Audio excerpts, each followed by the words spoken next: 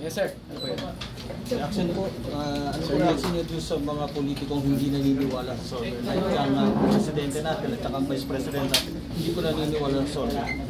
Well, lahat naman po sila entitled. But kami naman po bilang survey, pinapakita po natin yung ano yung insights sa tao. Sinabi ko ito kanina, at any given time. So yun po ang pinalabasan po namin. Kung makakatulong po ito sa paggawa ng public opinion polls, malaking bagay na po yun for us. So, may mga survey din date na nagkikita na kalahati lang ng Pinoy naniniwala sa survey. Siguro isa po sila sa kalahati. Pero may kalahati pa din na naniniwala sa survey. Pero hindi naman to dapat naging basihan kung ano yung magiging decision mo. Insight lang to eh. Halimbawa po, nakikita niyo po, mataas po yung kandidatong hindi niyo gusto. Mababa po yung kandidatong gusto niyo. Eh, may mga new voters po kayo. Kailangan educate yung mga new voters na kamag-anak niyo. Kasi hindi nila alam sino boboto eh. Kasi ang main influencer dapat ng mga new voters, kamag-anak.